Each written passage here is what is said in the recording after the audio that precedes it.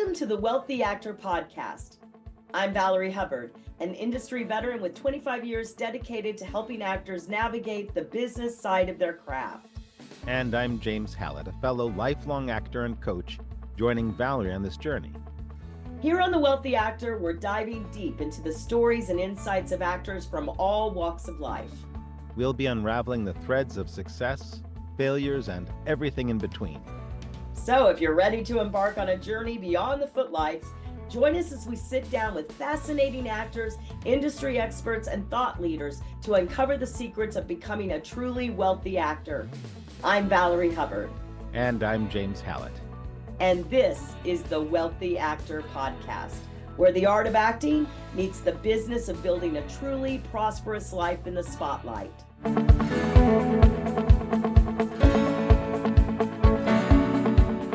Hi, everyone. Welcome to the Wealthy Actor Podcast. It's me, Valorie Hubbard, with my co-host, James Hallett. Hey. Hi.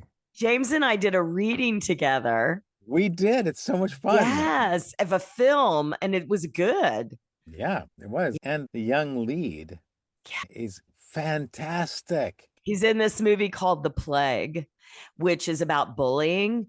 And oh my God, it was brutal. I came home and watched it. Have you seen it, James? You have to watch it. No, I haven't seen it. Yeah. Okay, I'm putting it on my It's list brutal, right now. though. It's brutal. Like, I dreamed about it all night. So I'm just warning you. Okay, it's called The Plague. The Plague. Right. 2025. And it won the kid. He plays Mercy Lewis to the Abigail. Like he's Mercy Lewis, and the Abigail, the kid, the boy who's like the main bullier, he won a Spirit Award for Best Upcoming Actor.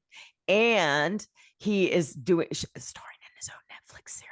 Let's introduce our guest. Good idea. So with us today is Ms. Giselle Samson. So Giselle Samson is featured in really what we're here to talk about today in Reality Check Inside America's Next Top Model, a 3-part Netflix documentary that offers a revealing look at the legacy, drama, and cultural impact of America's Next Top Model. Let me just tell you a little bit about her. Well, she was in the first season of America's Next Top Model. Her background is in dance, theater, and on-camera work. She has built a dynamic career spanning entertainment and business. As the founder of a purpose-driven jewelry brand, Kiss the World, Giselle is passionate about blending creativity with impact, empowering others to turn their artistry into opportunity. Hi, Giselle. Welcome. Hi, guys. How are you? Thanks for having me. I'm so excited to be here. I love your energy. We've been doing this forever. Yeah, but having fun, which is important. Well, that's what it's all about. Otherwise, why do it? Yeah. Giselle, for people who are listening and can't see you, you have a photo behind you. Yes. This actually is the 20-year anniversary recreation of one of the gold photo shoots I did in the very first season of America's Next Top Model. That's what that is. Yeah. That's very cool. I figured this is my studio, my workout area, my office, my all-in-one. And so here's where I post my accolades, my pictures of myself, because only really I see it, And so this is where it gives me empowerment, and it reminds myself of like, wait, oh yeah, I did that. Oh yeah, I am that badass. Oh yeah, I still can. Because otherwise, you get lost in the everyday and the, oh, woe is me, and the feeling down and whatnot. And sometimes I just step in here and I go, oh yeah, that's right. That's right. I still got this. Let's go. And what a gift you got to go back to your past. I mean, in a way, it's probably good and bad. There's probably multiple sides to it, I assume. But I'd just like to hear about that. Like so you went back to this past thing that became like the number one thing on Netflix, right? Your star meter went through the roof, and you had all this shit happening, right? We met during the peak of it. So tell us about that, like going back to that. It's been absolutely insane. Well, so I never thought in a million years that I would be contacted over these past several years. I have been contacted to do other things, other podcasts, some, digital publications, some printed. So I've always kind of talked about it here and there, but we're talking like little blurbs and snippets. So I never knew that behind the scenes for the past actual 5 or 6 years, they were talking about doing a documentary on Top Model. So I thought really it was going to be a thing of the past, or I never was really going to talk about it at the forefront unless I wanted to go big time on social media and discuss it on my own. And I was toying back and forth with do I not, positioning myself with my acting career and all of that. I was kind of like, should I do that or not? But anyway, so the opportunity presented itself. All of a sudden, my website and Valorie, you talk about having that SEO, having your online presence, having that soch going on. And honestly, the production company found me through my website and went through my little contact form, and I received it. And I was like, well, wait a minute. I don't know, because sometimes you think they're scammy. And then I did my research. I was like, who's this production company? I wasn't familiar. So I did my research. I looked it up, had conversations with my reps at the time to see if they were reputable, and they did some amazing work. So I had the conversation and I was blown away with what they were trying to do. And so I came on board and we filmed this in Brooklyn a little over a year ago. It was literally a year from filming to when they premiered it on Netflix. We filmed it in Brooklyn, and I was there for probably about 8 hours and talking for about 6 hours straight. And it was a pretty intense ride. The documentary has to be edited with a bunch of different other people having to have their stories. So you only get little bits, but it was really cool to be able to sit down and just finally tell my side of the whole experience. And it brought back a lot of emotions that I thought were gone. I was such a young girl, and now I'm a woman. And when I was talking about those experiences at that time, I was just like, wow, I really feel like so I broke down. People were texting me and DMing me saying, oh my God, I was crying with you and I'm so sad. And I was like, Ah, oh, well, don't be I sad. cried But with you. I cried with yeah, you. even my brother, my big 6'9" brother was like, man, why do you have me watching this documentary? I'm over here crying on the couch. I'm like, sorry. Yeah. Wow. Wow. Yeah. Yeah, go ahead, James. Well, I was going to ask you, Giselle, they did little bites, which is what documentaries do. They take lots of voices and they blend them to tell a story. If you could add anything to what is in the documentary, Oh, like if you had an opportunity to say sort of like this is what they got right and this is what they left out that I need to say. Thank you for asking me that question. Well, so what I wish they would have included was my story on who I was before coming onto the show. Because I was the youngest of the entire franchise, this worldwide franchise, ever to come on the show, I was, framed a certain way. And it made me look like I was just this young girl with no confidence who didn't want to clean around the house and was lazy and sloppy and immature and stupid. Like that's really kind of how they had me, who was aspiring to be a model because I'm obviously in a model competition show. Well, little did they know, but I did tell them, and they didn't air this on the documentary, was that when I went in there, I already had an agent. I was in college. I had graduated Scholastic Honors with the 4.3 from high school because I was just out of high school 6 months prior. I was working as a dancer at Disneyland, doing all the princesses and big time shows there. I was auditioning and going on castings as it is, and I was with the ballet company professionally, getting paid as a soloist. And I didn't appreciate how that wasn't aired because it made me seem like I had nothing going for me and I was just some girl from Inland Empire, California, trying to do things. And I was like, no, I could say I was trying to do things, but I was already at a different level. that was their narrative. Their Yeah. narrative. And I went on the Sucks. show because I thought it was going to catapult my career. I went on the show going, oh my gosh, well, I already have all this in place. I already have the background. I was competing in Shakespeare festivals. I was in drama. I was already in the acting game as well. And I'm like, I'm going to show that I can model because I have a dance background and I got my acting background. And now it's time. And this is going to, do it for me. And it didn't. So, or they didn't really show that. They didn't air that. And then the other thing that I mentioned to them too was because I built the narrative that I was the girl with no confidence and that they didn't put out there was the very first elimination round. This was not aired. Tyra Banks told me that if I didn't learn to humble myself, America was not going to like me.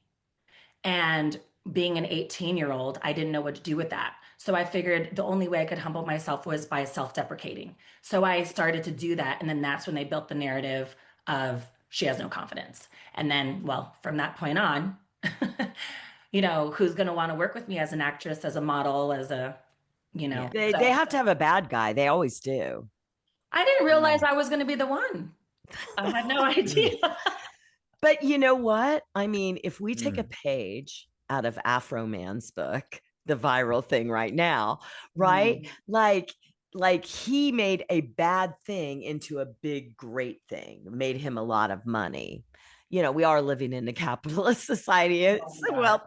wealthy actor, and you said that in your bio, Mm. right? So that's interesting. I mean, it's so funny. Anyone that is a fan of America's Next Top Model, which I watched every episode, and so did my husband. It was our secret thing that we love to do together.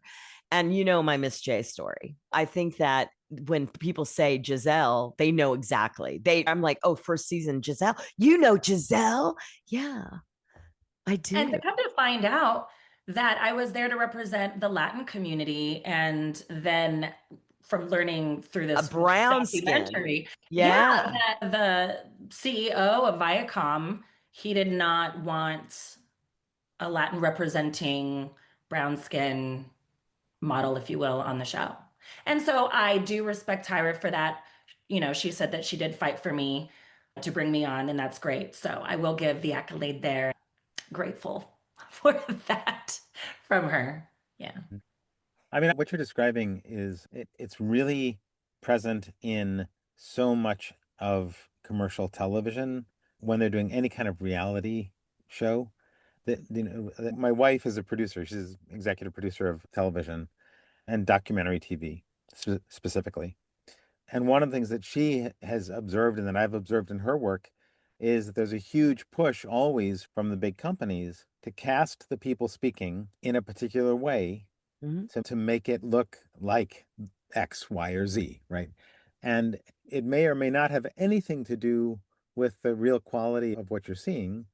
I honestly, I think it's what happened to Donald Trump. I think Donald Trump was on a reality television show where he played the boss and fired people, and it was a concoction. Like they concocted his identity, Mhm. and it's like, and so we're seeing the ramifications of that. Yeah.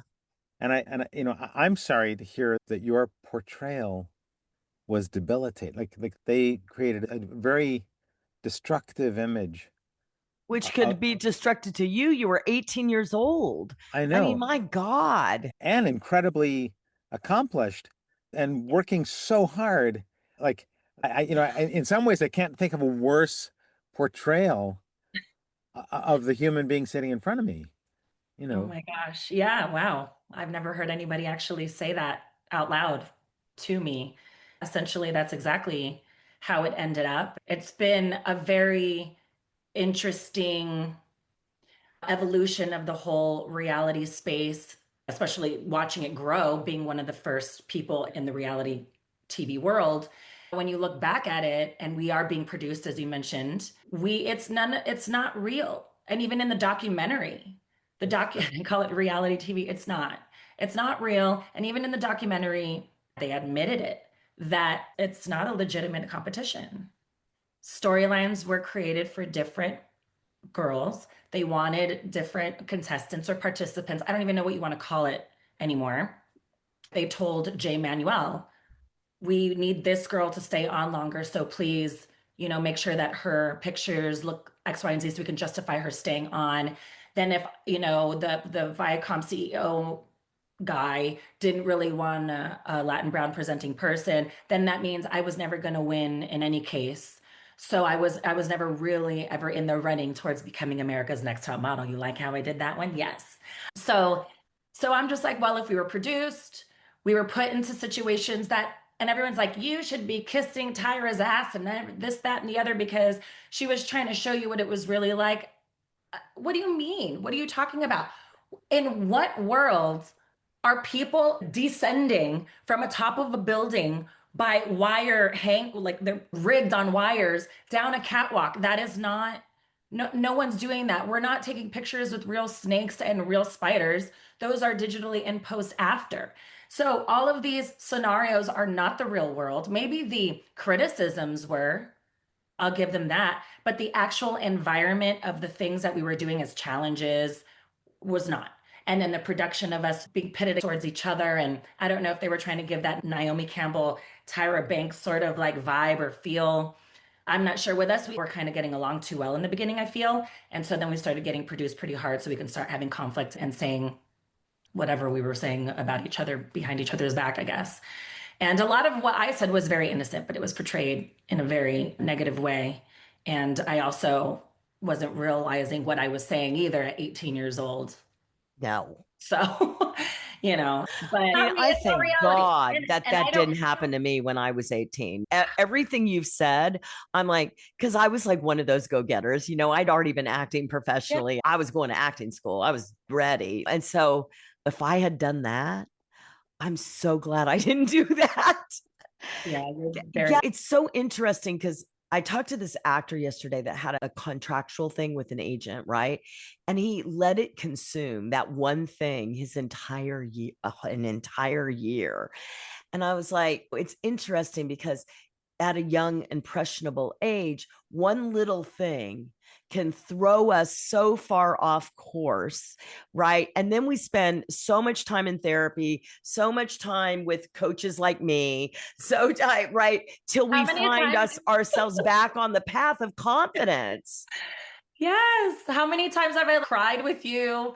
I've Girl, explained how this changed the trajectory of my mindset and how I've struggled finding my path. and that's really been the biggest gift to me. It's like, and when the beginning, when people would come to me like you that were stuck or had been damaged by those people, then it would be a lot of unpacking, right? And I Right. was like, well, I'm not a therapist. Who the hell do I think I am? But then, I just started listening and I was like, oh, okay. So they have to get through this. Right. And then they got to build it and they got to understand that even if you're having the walls fall down, you still have to be selling your product, Right. Right. Yeah, right? absolutely. And making money because you're Right. living in a capitalist society. And so Right. while it's still alive, Absolutely. And I love what your teachings are and your coaching is all about is, empowering yourself, being your own CEO and pitching yourself. And I would say that me coming from the old school mentality, and that's what you keep on saying, it's done and over with. Just, using your agent and just being little clicks on, you have to advocate for yourself. But in order to do that, you do really have to be mentally strong. And you yeah, have to almost live, for me, I call it living in Delulu land, in the Deluluism, because you have to be so strong in your conviction of who you are and what you're able to bring to the table and screw imposter syndrome and just be able to go for it. Yeah. So yeah. that's all. That's been my struggle, but it's almost, I went through a really rough patch when this documentary came out. I was Mm. depressed. I got confused. I felt like, again, my story wasn't really like shown properly. And then I was getting some hate, and I never had social media back in our days. So with this documentary, it's like a whole new, a whole new world. And I was struggling with that. But then once I came out the other side of it and things started to die down with the hate and those nasty comments, I was like, wait, I survived that. And I'm part of pop culture history. So what am I doing? So now I have, and we met, and now I have a whole action plan ready to go. I even have it for London. I have it for my stay in New York. I have the whole thing ready to go. The only reason why I haven't pressed the go button is because I'm on my European trip, but I'm leveraging that as well. I use my chat GPT for that, as you're so good at. And I'm leveraging that as well for all of my acting endeavors and my brand endeavors. But yes, you have to be mentally. So, so I am out. I'm out of that loop, but I would love to know, like, if you could share some of the trajectory that you're on now, and sort of say, like, this is where I'm working. This is my goal. If it's okay with you, whatever feels Sure. right to you to say. But I would love to know what trajectory you are on now moving forward, and what does it look like? Absolutely. So my background is in dance, ballet, so live performing arts. So for me, I've always wanted to go back to theater, which I already did, and I was doing very well. And then COVID happened, and then did television and film more so. This past year, I was doing a lot of commercials and shorts and indies. So I'm focusing on theater and independent films at this moment in time. I was in queue on Actors Equity, and I have auditions set up for in-person auditions set up for New York for theater. And then what I plan on doing with that is doing an intro pitch video to casting or the actual producers or directors. So maybe they'll get to know me before I walk into the room. And then when I do the audition, the next day I'm going to do a follow up with like a thank you or some sort of follow up video with that as well, just to stay in on their mind, because normally I would just show up to the audition, do my thing, walk out and forget about it.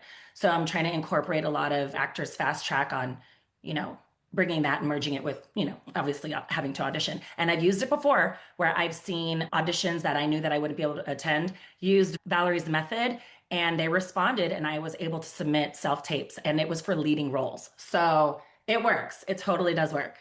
And then I have a list of independent film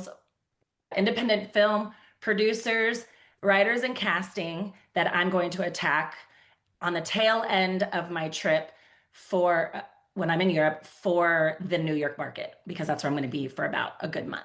So that's kind of the game that I'm doing. And I'm using the documentary as leverage because I have a lot of visibility right now. So that's kind of in my wheelhouse and my arsenal to use. And then with my travel, I have a hosting game I'm kind of doing with it. And that's going to open up my YouTube visibility.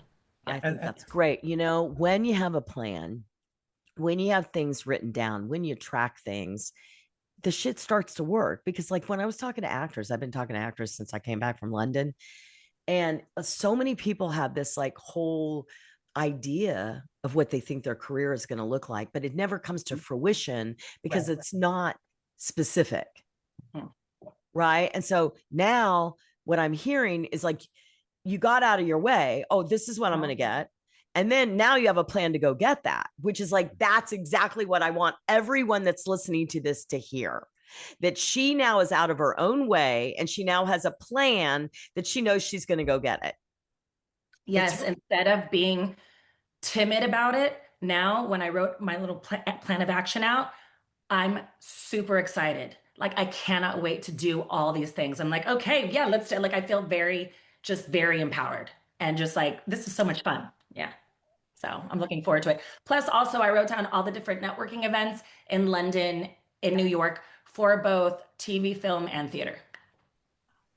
And my little QR That's awesome. code for my contacts, but the whole thing, got my link tree setting up right now. My website's almost completely up to date. So, I'd love to ask a question if I can. oh Um, yeah. Yes. um, Sorry. I no, it's could just okay. keep going. I know it's all right. So you talked about the New York market. Mhm. What is the other market? Like where? Because I'm based in LA as well, Ah, okay. right? I've And been and bi-coastal for the past 3.5 years. okay. Mhm. And you're also doing the jewelry business. I am. Well, that's a tough one because I'm not a jewelry designer or a jewelry maker. Yes, I have created from scratch, from literally a notepad to the actual pendants itself on my own. However, it's more about the symbolic nature of it and what it means about love, unity, and peace. It's not about being a jewelry designer. I'm not like the new K Jewelers or Pandora. It's more of just wanting to have created something that means something to the world. Because if I can in any way, whether it be on the screen, on stage, I want to leave some sort of mark behind. And for me, it's my kiss, my kissed in harmony pendant. And that's what I'm all about right now. And so that is also, I'm doing a Kisses Around the World series. And that's where I'm going to tie in my jewelry brand with my hosting with the travel. That's very cool. Good. Tying the brand together is always good. Yeah. I mean, it's really now about having a solitary, point on your pencil and being really specific. And Right. people know you, right? I mean, like literally, you can almost just say Giselle, and they kind of know who you're talking, not just the model, right? Yeah. They know you, right? Because they're like they just saw you on the Netflix thing, so that's Right. really good. Right. It's good, you And it's know. interesting too, it's also knowing your brand. That was also something that's been very hard for me as well. I struggled. I mean, I followed all of Valerie's prompts and how to figure it out. And I still was just like, I don't know, help me. And now I feel that I have a better handle on what that is. And then being multifaceted, that's also been very confusing for me because I'm like, well, how can I be a small business owner and doing e-commerce and then my acting and then the model and the dance background and the reality TV, like how I've always felt so scattered. And Mhm. when you're scattered that way, people don't know how to pinpoint you. People don't know where to put you. And in the casting world, they don't see you really viable at all. So I've been spending the past few weeks putting my entire package together on like who I am really as a person, how I'm presenting, and tying in all the different facets of what I do and who I am into one funnel. But I mean, it's been a couple years trying to figure this one out, but now it's all coming together. Well, it's good. I mean, that's fantastic. And also, the other part of this truth is that our brand identity as actors changes over time, right? Because the brand changes because we change. And I don't mean that like every other year, but rather that we move through types. I mean, for myself, like I knew what I wasn't as a kid. And I auditioned for the film Taps, which was about this military academy that With turned and with Kevin Tom Bacon. and Sean Penn, right? And Yeah. as a kid, I auditioned for it. Now, the background was my dad was a minister. I grew up not swearing at all. I had my mouth washed out with soap when I swore.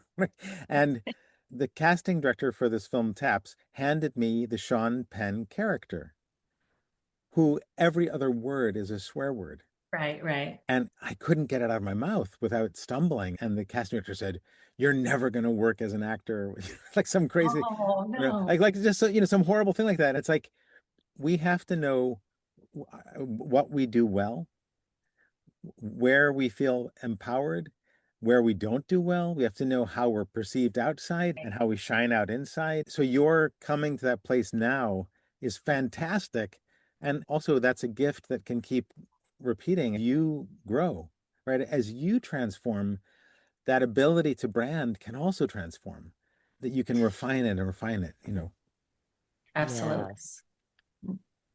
Yeah. So can you talk about your brand? Like how would you cast yourself? Like if I was a casting director. Gosh, are you having me try and pitch myself right now? No, No, no, no, don't. no, no. I don't mean pitch, No, but you just know like what it like is? like It's like more so, like how would you? you know what it is? It's more so that, and even my reps for doing this, just throwing spaghetti at the wall sort of situation. She's physical. My face does a lot. My facial expressions can do a lot of crazy things. She is good with physical comedy, but then she comes off very strong and then she could play procedurals and like just everything. And then a lot of commercial, but like the goofy commercial. And so, yes, I worked a lot this past year, but I wasn't, and I was grateful, 100% grateful, but I was like, this just is not aligning with where I personally want to go. Yes, I thank you for the money, but like, and I would continue. However, I know that when I walk into a room now, and I've been told this a million times, the only difference was I didn't believe it. Yes.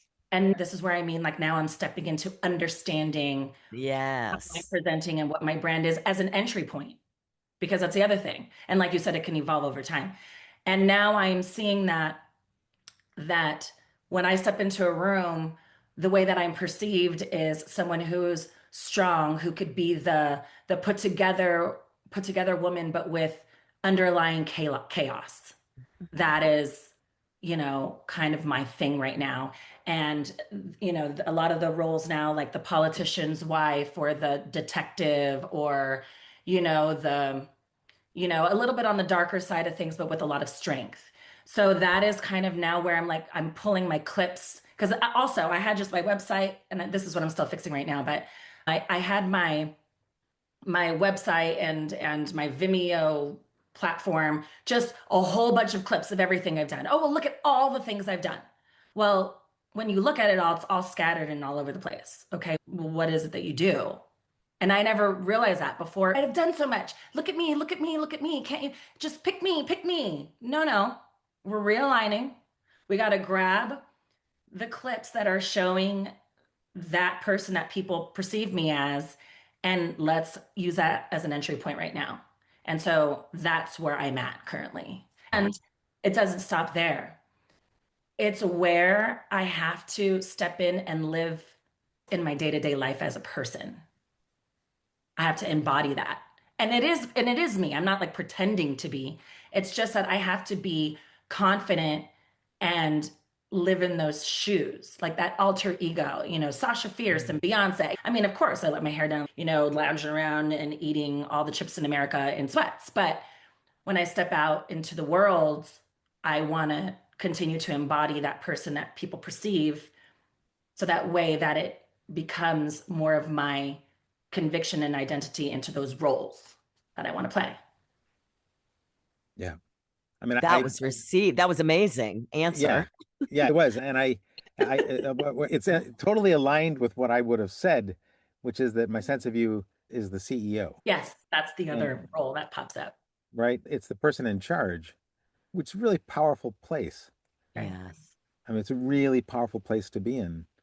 Listen, they said the 40s is where it's at. Being that I'm approaching my second year of the 40s this summer, I'm like, okay, I see it now. I'm stepping into that, the 30s, I feel like you're transitioning from the young girl of your 20s. And then you're like, oh, well, this is like real woman powerhouse time. And Girl, I my major finally TV credits came in my 40s. love it. See? Say, yeah, you're a star. You're stepping into stardom for sure. Right? Like you are totally doing that. And I am so proud of you. And, it really is just every day. Like sometimes I just turn on the YouTube, go to some manifestation thing and listen to it over and over again. And, it works. Absolutely. Quantum leaping, timeline shifting. Oh, I'm all Me about too. One of my besties is going on retreat. She's going to Malta for 2 weeks. I'm so proud of her. She needs it. So she's leaving next week. That's a nice retreat. Oh, I love that kind of stuff, Okay, we have a question. Yes. If you know your brand, i.e., I'm a villain, and what huge project you want to do in the future, what is the first integral foundation we all should have first?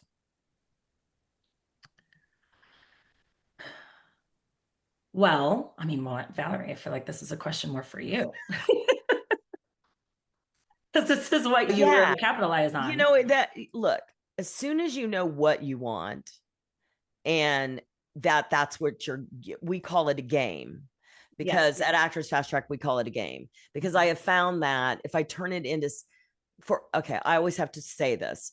If I told you had $1 million buried in your apartment or your house, you would dig up every floorboard, every wall until you found that $1 million.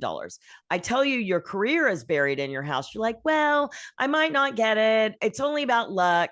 No. So I think the first thing is to know what you want and then get out of your own way. And then you have to be able to talk about the thing that you do have to be able to talk about your product. You do need some reference to it, like a great headshot, right?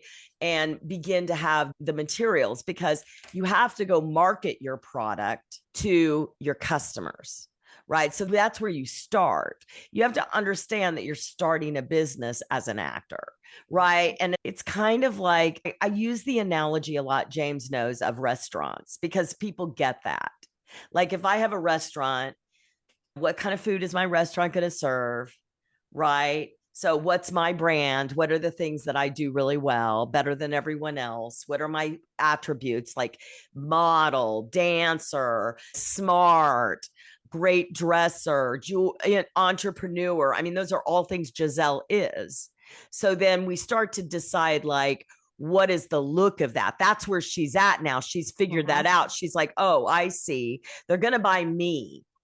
Right. And so she has one way she writes her name, right? We all know the picture behind you if we're paying attention to your brand, right? So then you have representations of your brand, and then you go make a point to meet your customers and bring them into your restaurant so they order off your menu. That's an audition, right? And so that's like the analogy that is best, I think, to remember that when you say that. I mean, Giselle, you're in that place right Well, now. well, Yeah. so to this person's question, they said, i.e., villain. So then, with all of that, right? I would also then go and find those people, those creators that cast Yeah. those type of characters. For me, my ultimate goal would be to work with Ryan Murphy. I mean, I feel like he's monopolizing like the whole industry at this point, or FX. And I would fit into some of those dark, as a CEO and like, an EC Nash. Like I feel like I could get into that. I could step into that if I really, Yeah. but Yeah. so i.e. villain, find those creators that are casting that type of work and do your homework on it, do your research on them, and find them if you can, and send them messages of what you like about them. Not never asking for anything at first, but just kind of see if you can get to know them and just be Yeah. like, loved your, this so and so, job, even if it's an indie film at a film festival, you Yeah. start there. And I feel like just knowing who you want to work with is really, really helpful, and like really knowing them well. Because if they get complimented, then they'll remember you more so than just, hi, I'm so and so, and I play a villain, you know? Right. I agree. And also I think that there's an opportunity to be really specific about the kind of villain. Like like you might be a dancing CEO, like a really powerful, dynamic CEO who can slip into dance.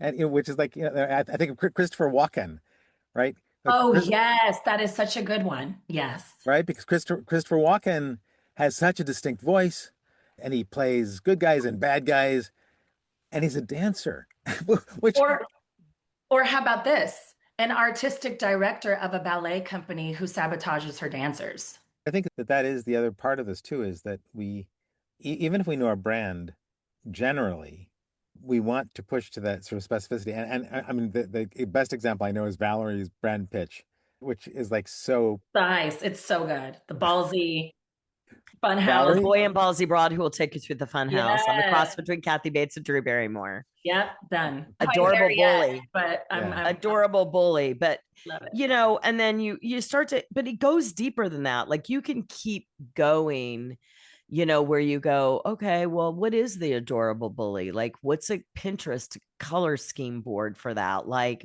where could she show up more? Because she really shows up in my business of Actors Fast Track as well. I'm a bully. I was just thinking about one of my most successful clients right now who booked the rivals, and she's amazing. Pippa, she just got a response. She's been doing serial killer pitch videos for Criminal Minds. They just got back to her and said, we really like you. We're keeping an eye on you, kind of thing. And, when she first came around, she was like, she thought I was a bully. She thought I was coming after her specifically.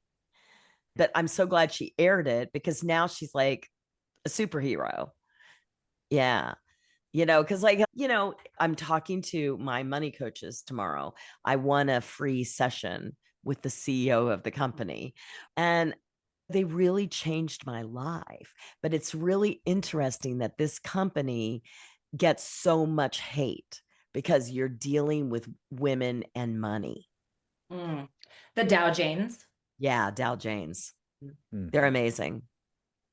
But, I think like that's so because when you are someone, especially a woman, who Right. really stands up and really steps into her power and her true power and her goodness, like they're so like yours is beautiful. So it's like when you step into that, then you're like, okay, listen, I just keep on this path, and keep going because look at you now. It's amazing.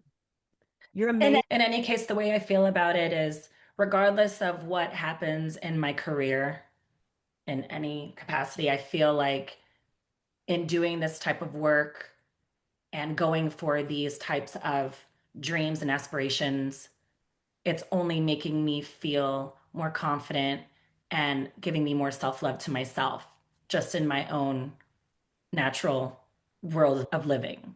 And Mm. that is gold right there for me, anyway.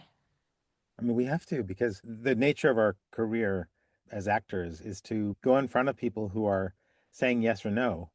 Mhm. And we have to find a way to be able to feel enough confidence and relaxed presence to return when we've heard no. Like, how do we get back up again?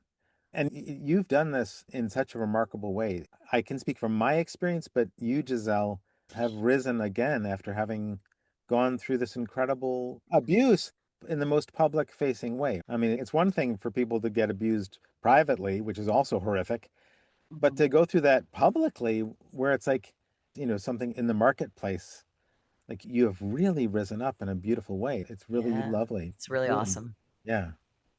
Why, thank you. Take it, girl, take it. I mean, It's been a journey, a real journey, because, and it's sad because I lived in a mindset that I'm trying to get back to all these decades later, really.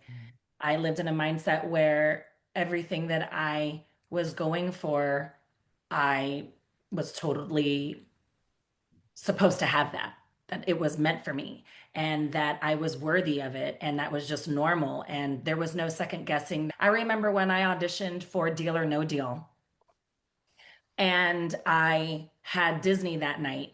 And I was like, ugh. I was so annoyed that day because it was taking such a long process. Back then, they wanted dancer models. We had to do a little choreography with our little briefcases. And there were so many girls, and we were there for so long. And I was just like, oh my God, can we like hurry this up? I got to get to Disney and I got to do my show. But my energy was like, okay, I'm here. I know I got this. Can we just get this going and cast me so I can go do what I need to do? Like, I was so just confident in what I was doing. And after the show, it was just like, huh, wait, I'm reality. Oh no, they don't like me. They don't like reality people. It's I'm the no confidence girl. And I just lived like that for so long when in fact I was the complete opposite beforehand. So to come back out of that and get to the 18-year-old before ANTM has been quite a hurdle. But I feel like I'm getting there. And I have to also remember, we all have to remember that those small wins mean something. Whatever those small wins are for you, it means something because if we just keep looking at the big picture and if we never attain it, all we can do then is just sit and wallow in our losses. And then we feel just like we're nothing. And that's not reality. Some people literally don't go after anything and they never try. And if we're out there trying, that is a huge win and it means something. And you are a special type of person. Important to remember about yourself. Our business coach used to say, being an entrepreneur is not for the faint of heart. And, I think actors need to know that too.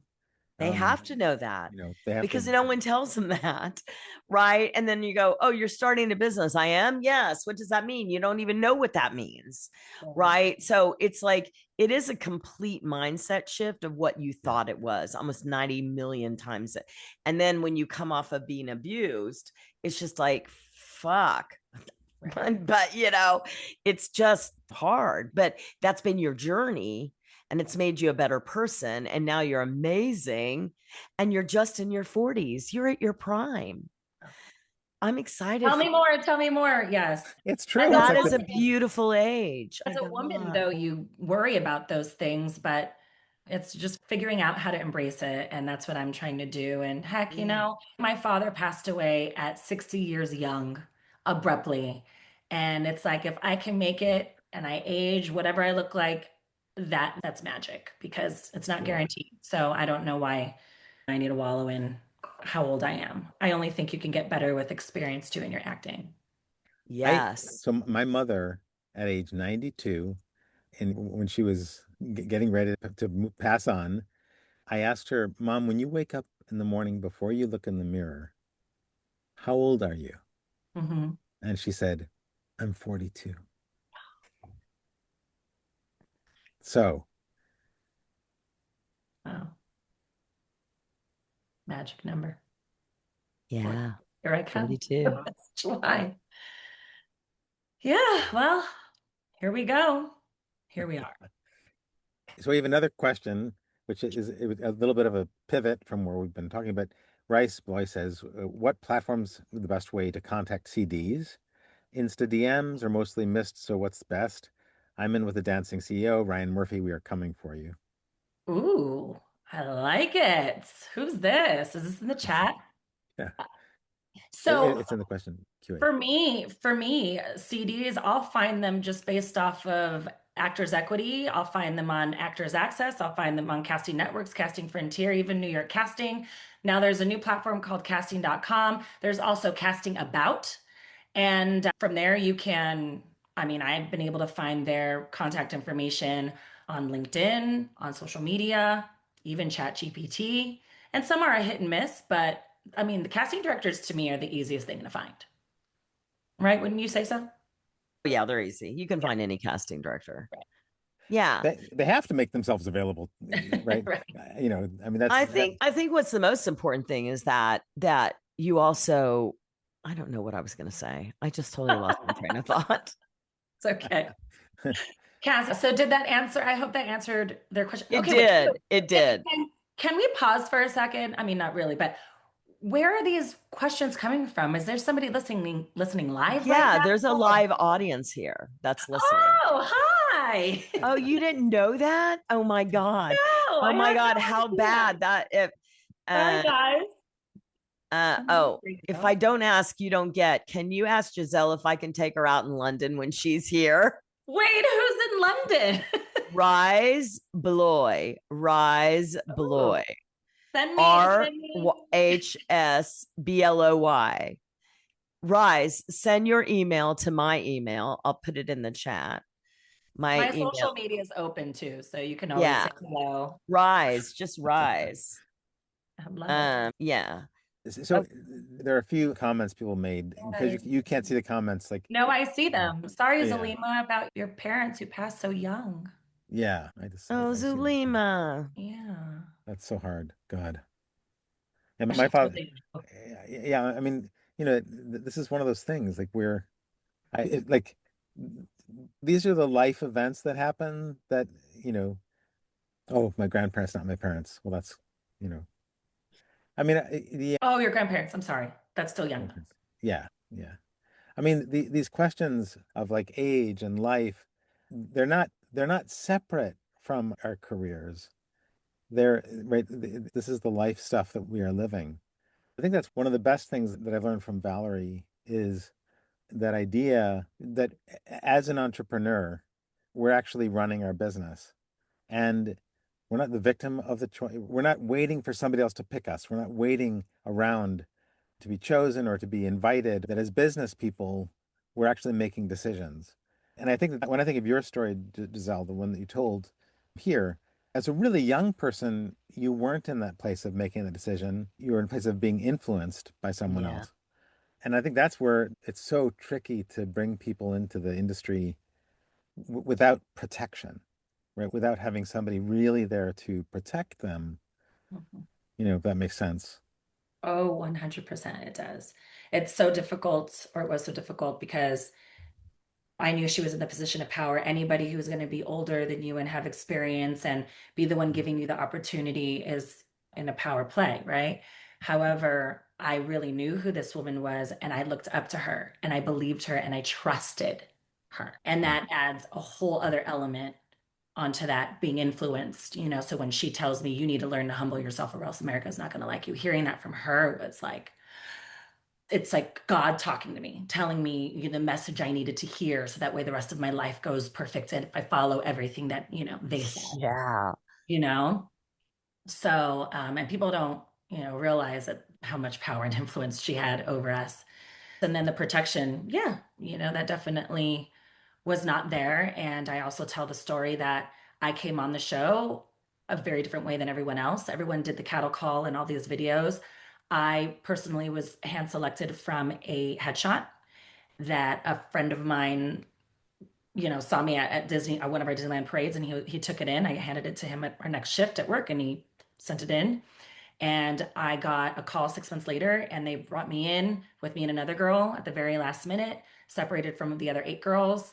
And you Because, got oh, selected. protection. Yeah, Yes, because the they area of needed more protection. color, Yeah. because they wanted more color. It's in the documentary. Right, They right. wanted more color. And so they went out and found Giselle. Right, but the protection aspect of it. Well, so when I came in, 4 days later, I was on a flight to New York from LA. And when they sat me down after I had my meeting with the network over at CBS, this was the day after I met Tyra and Ken Mock, they were like, you got it. They sat me down in a conference room, a giant conference room at CBS Studios, all by myself, and threw down legal documents and said, you need to sign these if you want to be on the show. I was just 17, 6 months prior. And because I had the legal age of 18, I could sign these documents on my own. I had no legal representation to look over it. I didn't even have my mom or my dad to come and look at it. And because I was dangled the opportunity of stardom and fame and a modeling career and da da da da da da da da, my little brain went, okay. And I don't even know what I signed. So talk about protection and lack thereof. It was happening from that moment on. Yeah. Yeah. Yeah. I mean, I would have done the same thing. That's why I'm saying, thank God it wasn't me. yeah. Yeah. That would have been a mess. That's all I'm saying. I wish I would have had Tiffany's guts, the girl who yelled at Tyra. I wish I would have done that when I was leaving. Like, excuse me, you know what? This isn't adding up here. And let me tell you why. I always wish I had that girl's guts, like any girl that does that. I've never Right. had that either. Yeah, no way. I know. It takes a lot to have those kind of guts and speak up for yourself and say what you want and say what you need. Oh my God.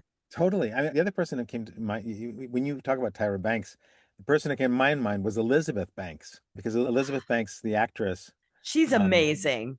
she was in 40-Year-Old Virgin. Um, She's been Elizabeth is the woman that does the in the Hunger Games. Oh, Elizabeth Banks. Yes. she's done so much, but what blows my mind is how she claimed her power and said, I have to direct and I have to be in control of things because women need to have a more powerful voice in the Right. market space and not be compressed or or distorted.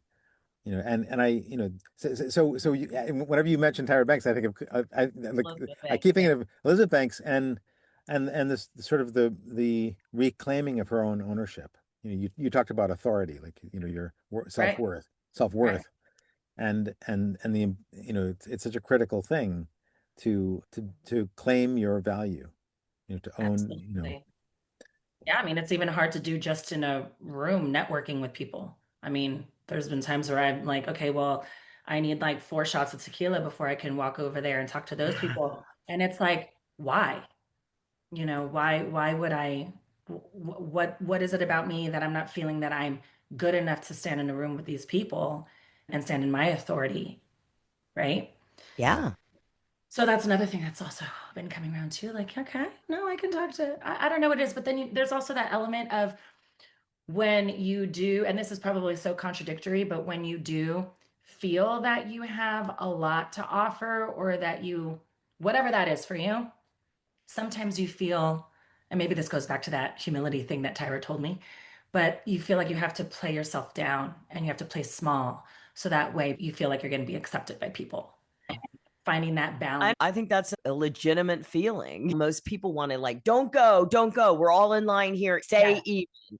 And when someone gets ahead, there's an automatic jealousy that occurs, especially if they're doing what you see yourself doing. absolutely. yeah. Yeah. So you got to like stay back. And so then that is like, that book, The Big Leap by Gay Hendricks. That book is amazing, but he talks about what is that thing that stops you, right? And yours is the same as mine. That's how come I know. It's a sibling thing. Like you don't want to be better than your siblings and your siblings are better than you or they're struggling like mine, right? And you don't want to appear like you are better than them. That is Right. one thing he talks about in that book. That is something that's a reason you stop yourself. And I'm like, or you sabotage yourself. Queen of that. Yeah.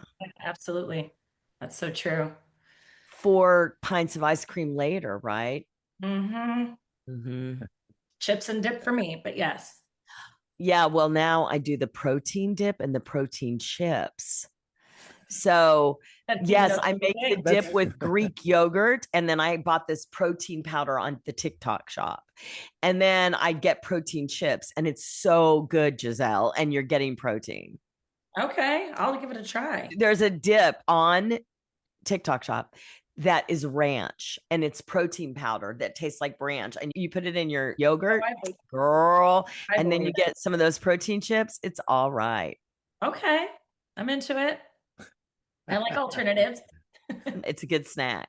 It's a good TV snack. Yeah, I'll have it today. Actually, I made myself hungry for that. I mean, you've been amazing. I mean, is there any other questions that we have, James, from the audience? I think we answered all the audience questions. I mean, I feel like, is there something that you want to leave us with, like another nugget of your vision right now that you want to leave us with? Of my vision, no, just that I want to encourage everybody to really just go for whatever it is that they want to, because there's been a time in my life where I literally ran away from this industry. And I'm not talking about maybe you want to, be, I don't know, something outside of entertainment industry. But in this case, I ran away from the entertainment industry for 15 years. And I did real estate, and I worked in corporate America in Manhattan, and I was producing and, in skincare for their digital campaigns and whatnot. Even working in the tech space as an executive assistant. But the misery of it was so overwhelming that I was like, I rather live in the misery of trying to go for my dreams back in the entertainment industry than live here. And so I know the depression, I know what that feels like. I know how scary it is to stay even in your comfort place. So if you guys can just take a leap, because I always tell myself, would I regret not doing this on my deathbed? And if the answer is yes, I would regret it, I go for it and I do it anyway. I don't even give a shit if am I allowed to curse on here? I don't know. Yeah, Really give a, absolutely. yeah, I don't really give a shit if I look stupid. And my biggest fear beyond any audition or anything ever is singing. And recently I've auditioned twice singing for 2 Broadway musicals. So I've overcame that. I don't care if I sounded ridiculous, but I always told myself that that was something I wanted to do, because if I was on my dying bed, I would have always regretted that. So just go for it and live in Delulu lands. Delulu, Delulu, Delulu. You are the shit. That's what I want to say. There's someone I follow on TikTok who has she does makes leather journals, and she sells them at different Renaissance fairs. So I love her because she always is like, I'm going to be at this fair, and my goal is $8,000, and my Delulu goal is $10,000. And then she tells you what she's making the whole time. It's so awesome. I love it. And so I love the Delulu thing because she says that all the time too. That's really good. I think it's really important for us all to have Delulu goals. I mean, come on. And you guys know, you guys have seen it out there. You've seen shows and entertainers where you're like, how is this happening? Because they're living in their own land and they're making it happen. So if they can, we can. Exactly. Yes. That was amazing.